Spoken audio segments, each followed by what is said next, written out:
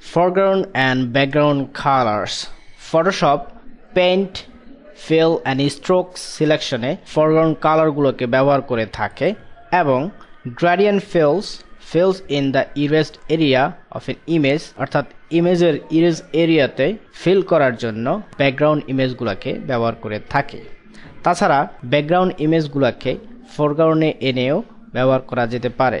Default setting হিসেবে foreground এবং background colour black and white থাকে। একে আমরা ফ্লিপিং করতে পারি এখানে ওয়ান ক্লিক করেই। এর ডিফল্ট সেটটি পাওয়ার জন্য এখানে আমরা ক্লিক করলেই তার ডিফল্ট সেটটি পেয়ে যাব। ব্ল্যাক যে অবস্থানটি দেখা যাচ্ছে তার কালার পিকার থেকে এর ফরগ্রাউন্ড কালারটিকে পরিবর্তন করতে পারি। তাছাড়া ফরগ্রাউন্ড কালারটিকে আই ড্রপারের সাহায্যেও পরিবর্তন করতে পারি। এখানে ফরগ্রাউন্ড কালারটিকে ফ্লিপিং করে ব্যাকগ্রাউন্ড কালার হিসেবে যে হোয়াইটটি ছিল তা আবার পরিবর্তন করতে পারি আই ড্রপার টুলের সাহায্যে। তাছাড়া এখানে যে সুইচ প্লেটটি রয়েছে সেই সুইচ প্লেট থেকেও ফরগ্রাউন্ড কালারগুলোকে পরিবর্তন করতে পারি। যদি ফরগ্রাউন্ড কালারটি সাপোজ মনে করি এখানে নীল সিলেক্ট করা রয়েছে, এই অবস্থায় ব্যাকগ্রাউন্ড কালার সুইচ প্লেট থেকে সিলেক্ট করার জন্য কন্ট্রোল প্রেস করে যেই কালারটিকে আমরা সিলেক্ট করতে চাচ্ছি ক্লিক করলেই অ্যাজ এ ব্যাকগ্রাউন্ড কালার হিসেবে সিলেক্ট হবে। তাছাড়া এখানে রয়েছে কালার স্লাইডার থেকে এই কালারগুলোকে আমরা পরিবর্তন করতে পারি।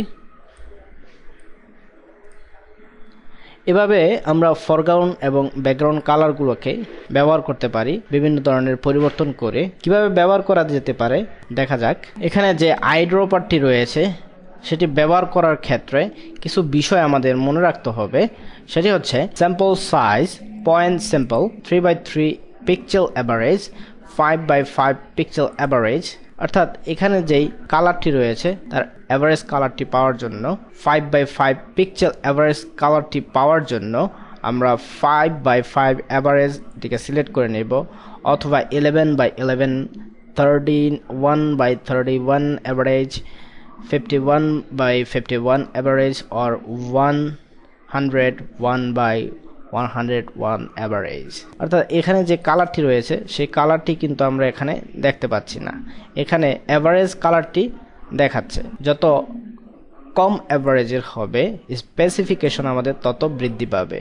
পয়েন্ট স্যাম্পল হলে যেই পয়েন্টটি আমাদের এটা সিলেক্ট হবে ঠিক সেই পয়েন্টের কালারটি ফোরগ্রাউন্ড কালার হিসেবে পেয়ে যাব। তাছাড়া এখানে রয়েছে অল লেয়ার্স আর কারেন্ট লেয়ার যদি সিলেক্ট করা থাকে শুধুমাত্র যে লেয়ারটি সিলেক্টেড অবস্থায় থাকবে আপনার লেয়ার প্লেটে সেই লেয়ারের ভিতরে আই ড্রপার ব্যবহার করলে ফোরগ্রাউন্ড কালার হিসেবে সেই কালারটি পাওয়া যাবে। অল লেয়ার সিলেক্টেড থাকলে যেটি সবচেয়ে উপরে থাকবে যে লেয়ারটি সেই লেয়ারটি মূলত ব্যবহার হয়ে থাকে কালার সিলেকশনের জন্য। এখানে যদি অল্টার প্লাস ক্লিক করা হয় তাহলে ব্যাকগ্রাউন্ড হিসেবে কালারগুলো সিলেক্ট হবে আই ড্রপারের সাহায্যে। আমরা এই কালারগুলো কিভাবে ব্যবহার করতে পারি লক্ষ্য করা যাক।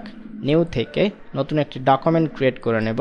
এখানে যে কোনো প্রকারের ফোরগ্রাউন্ড এবং ব্যাকগ্রাউন্ড কালার যদি ব্যবহার করতে চাই সেক্ষেত্রে অল্টার প্রেস করলে আমাদের ফোরগ্রাউন্ড কালারটি সিলেক্ট হবে এবং কন্ট্রোল প্রেস করে ডিলিট চাপলে ব্যাকগ্রাউন্ড কালারটি সিলেক্ট হবে। অতএব আমাদের কন্ট্রোল এবং অল্টার এই দুইটি যে কোনো একটি সিলেক্ট করে ডিলিট চাপলেই আমাদের কালারটি ইম্পোর্ট হবে আমাদের ডিজায়ার ইমেজে। মাঝে মধ্যে কালার সিলেকশনের জন্য আই ড্রপার ব্যবহার করলে দেখা যায় অ্যাকচুয়াল যে কালারটি রয়েছে তা ফরগ্রাউন্ড কালারে আমরা ব্যবহার করতে সমর্থিত হই না।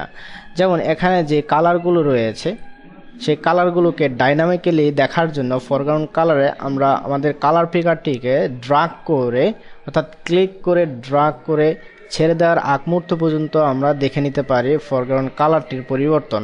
এবং এই পরিবর্তনটা তখনই আমরা ব্যবহার করব যখন আমাদের ডিজায়ার কালারটি সিলেক্ট হবে। যেখানে আমাদের ডিজায়ার কালারটি সিলেক্ট হবে মাউস বাটন সেখানে আমরা ছেড়ে দেব।